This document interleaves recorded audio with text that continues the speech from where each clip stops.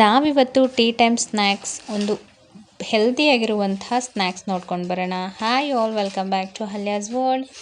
ಏನಪ್ಪ ಇದು ಹೆಲ್ದಿಯಾಗಿರುವಂತಹ ಸ್ನ್ಯಾಕ್ಸ್ ಅಂದರೆ ಅಲಸಂದೆ ಕಾಳಿನಲ್ಲಿ ಮಾಡಿರುವಂತಹ ವಡೆ. ಮೊದಲನೇದಾಗಿ ಅಲಸಂದೆ ಕಾಳನ್ನ ಈ ರೀತಿ ಒಡೆದಿಟ್ಕೊಂಡಿದ್ದೀವಿ. ಅದನ್ನು 2-3 ಗಂಟೆ ಟೈಮು ನೀರಲ್ಲಿ ಚೆನ್ನಾಗಿ ನೆನೆಸಿಟ್ಕೋಬೇಕಾಗತ್ತೆ. ನೆನೆಸಿರುವಂತಹ ಅಲಸಂದೆ ಕಾಳನ್ನು ಈ ರೀತಿ ನೀರು ಸಪ್ರೇಟ್ ಮಾಡಿಟ್ಕೊಂಡು ಅದರಿಂದ ನೀರೆಲ್ಲ ಚೆನ್ನಾಗಿ ಹೋಗೋ ತನಕ ಇಟ್ಟಾದಮೇಲೆ ಅದಕ್ಕೆ ಸಣ್ಣದಾಗಿ ಕಟ್ ಮಾಡ್ಕೊಂಡಿರುವಂತಹ ಈರುಳ್ಳಿ, ಹೆಚ್ಚು ಈರುಳ್ಳಿ ಹಾಕಿದಷ್ಟು ಈ ರೆಸಿಪಿ ತುಂಬ ಚೆನ್ನಾಗಿರುತ್ತೆ. ವಡೆಗಳಿಗೆ ಈರುಳ್ಳಿ ಜಾಸ್ತಿನೇ ಇರಬೇಕು. ಸ್ವಲ್ಪ ಕೊತ್ತಂಬರಿ ಸೊಪ್ಪು, ಕರ್ಬೇವಿನ ಸೊಪ್ಪು, ಹಾಗೆ ಸಬ್ಸಿಗೆ ಸೊಪ್ಪಿತ್ತಂದರೆ ಅದು ಕೂಡ ಹಾಕೋಬಹುದು. ಮಸಾಲೆಗೆ ನಾನಿಲ್ಲಿ ಸ್ವಲ್ಪ ಬೆಳ್ಳುಳ್ಳಿ, ಶುಂಠಿ, ಹಾಗೆಯೇ ಜೀರಿಗೆ ತೊಗೊಂಡಿದ್ದೀನಿ, ಸ್ವಲ್ಪ ಕಾಯಿ, ಒಣಮೆಣಸಿನ್ಕಾಯಿ ತೊಗೊಂಡಿದ್ದೀನಿ, ಚಕ್ಕೆ ಲವಂಗ ಇಷ್ಟನ್ನು ನೀರು ಹಾಕದಂತೆ ರುಬ್ಕೊಳ್ಳೋಣ. ಅದಾದಮೇಲೆ ಈ ವಡೆ ಕಾಳನ್ನು ಕೂಡ ನೀರು ಹಾಕಬಾರ್ದು, ಹಾಗೆಯೇ ರುಬ್ಕೋಬೇಕು. ತುಂಬ ನುಣ್ಣಗೆ ರುಬ್ಬಾರ್ದು, ತರ್ತರಿಯಾಗಿ ರುಬ್ಬಿಟ್ಕೊಂಡ್ರೆ ಸಾಕು.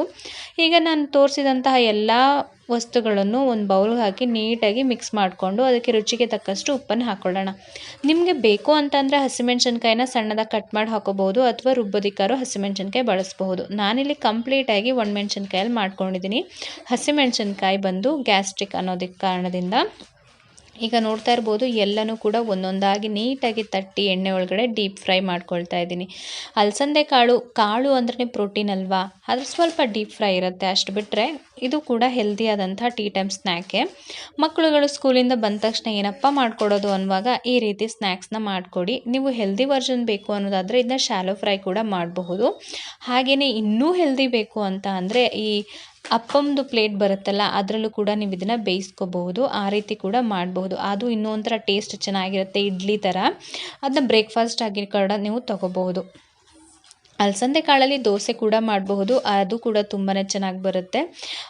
ವಡೆ ಹಾಕ್ಬೇಕಾದ್ರೆ ನನ್ನ ಮಗ ಸಡನ್ನಾಗಿ ಎದ್ದು ಅವ್ರ ಅಜ್ಜಿ ಹತ್ರ ಹೋಗ್ತಾ ಇದ್ದ. ಅವ್ರ ಅಜ್ಜಿನ ನೋಡಿ ರಿಯಾಕ್ಷನ್ ಹೇಗಿರುತ್ತೆ ಅಂತ ಹೊರಗಡೆ ಬಂದೆ.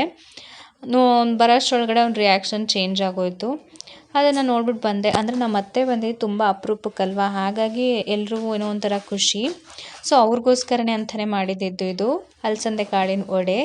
ಐ ಹೋಪ್ ನಿಮಗೂ ಇಷ್ಟ ಆಯಿತು ಅಂತ. Thank you so much for watching. ಮತ್ತೆ ಸಿಗೋಣ.